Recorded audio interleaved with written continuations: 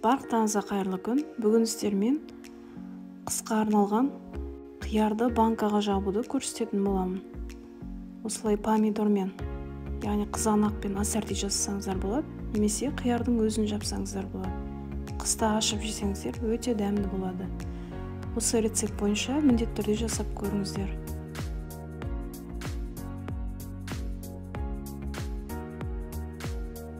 Ал енді салатымызды бастаймыз. Ең алдымен қиярымызды үлкенірек ыдысымызға салып, жақсылап 2-3 рет суын ауыстырып жуып аламыз.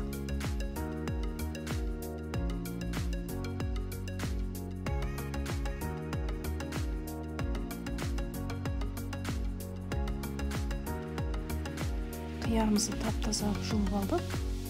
Енді осылай ұшын видеодағыдай кесіп алып тастаймыз. Сосын таза суымызға саламыз.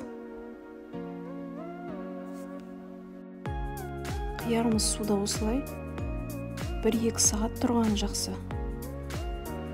1 сағаттан соң осылай көпіршіктер пайда болады. Яғни қиярымыз дәріленген болса, осылай көпіршіктер болады. Енді суымызды бір рет төгіп, қайтадан таза су құйып қоямыз.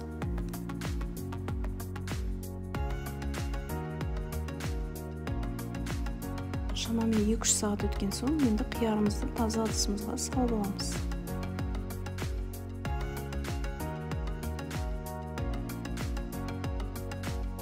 Менде ассорти жасағандықтан помидорымызды жуып аламыз. Бір рет жусақ жеткілікті. Енді банкаларымызды тазалап жуып аламыз. Бізге көп су қажет болғандықтан суымызды алдын ала осылай қайнатып қоямыз. Жуылған таза банкаларымызды осылай булап аламыз. 3-5 бас сарымсақ кетеді. Тазалап осылай суға жуып аламыз. Бізге қажет болады қияр менде шамамен 11 килограмм, тұз, укроп осындай, қара бұрыш міне осындай үлкен, хреннің тамыры, жапырағын алсаңыздар да болады осылай. Сосын лавр жапырағы, аспирин, қант, сарымсақ, уксус менде 9%, 70% қоссаңыздар да болады. Және кішкене қызанақ. Ең алдымен банкаларымызға хреннің тамырын осылай салып шығамыз. Енді банкаларымызға укропымызды саламыз. Сосын хреннің жапырағын саламыз. Егер де жапырағы болмаса, салмай қойсаңыздар да болады. Енді әр банкамызға осылай сарымсақтарымызды салып шығамыз.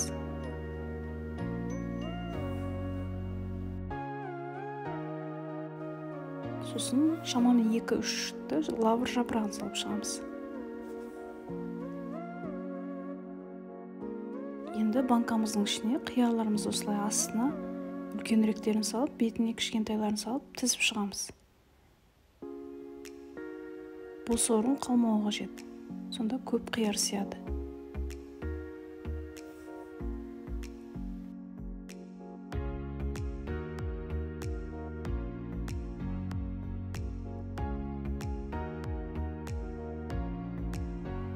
Енді ассорти қылып саламыз. Оған да осылай хреннің тамырын салып шығамыз. Сосын укропымызды және хреннің тамырын салып шығамыз. Сосын ең астына помидорымызды саламыз. Тізіп салсаңыздар көп сияды. Сосын бетіне қиярымызды саламыз. Сосын сарымсақ, лавр жапырағын салуды ұмытпаймыз.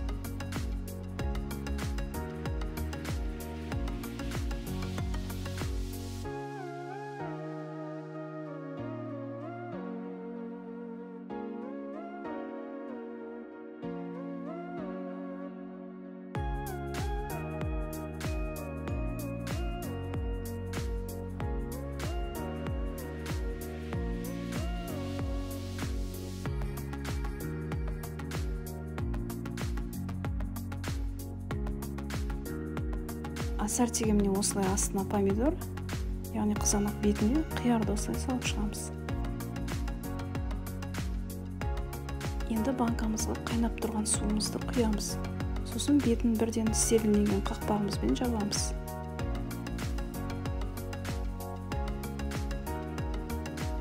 Осылай 5-10 минут тұру қажет. 10 минут өткеннен кейін міне осылай түрі бұзылады. Енді суын төгіп тастаймыз. Бұл бірінші суы. Осылай барлығының суын төгеміз. Әбден осылай сорғытып аламыз. Барлығының суын төгіп алдық. Енді қара бұрыш менде осындай горошокты салып шығамыз. Шамамен әр банкаға 8-9 штуктан.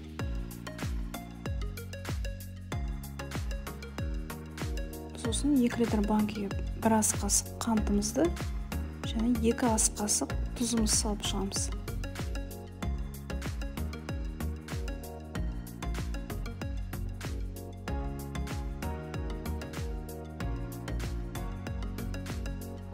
Тұзымыз салғаннан кейін әр банкаға 2 аспириннен салып шығамыз. Яғни 1 литрге 1 аспирин. Сосын 1 ас қасық толтырмай уксусымызды құйып шығамыз. Менде 9%. 70% уксуста болады. Енді үстіне қайнап тұрған суымызды құямыз.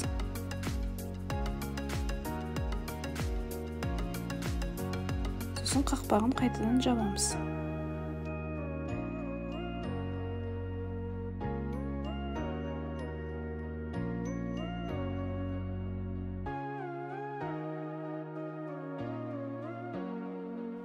Қақпағын қойып, бірден осылай ыстықта қақпақ жапқышпен жауып тастаймыз. Жапқаннан кейін бірден осылай төңкеріп, бетін жылылап жауып қоямыз. Осылай 24 сағат тұруы қажет.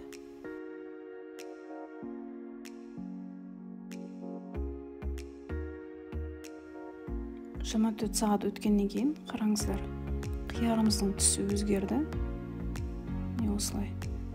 Енді бәрін төңкеріп, салқын жерге жертөлеге түсіріп қойсаңыздар болады бірден. Немесе сақтайтын жерлеріңізге қойып қойсаңыздар болады. Осымен қысқа арналған тұздалған қиярларымыз дайын болды. Осы рецепт бойынша міндетті түрде жасап көріңіздер. Ассорти жасасаңыздар да болады, өте дәмді болып шығады. Видео ұнаса лайк басып пікір қалдырыңыздар. Сіздермен болған Әсел, келесі видеода кездескенше.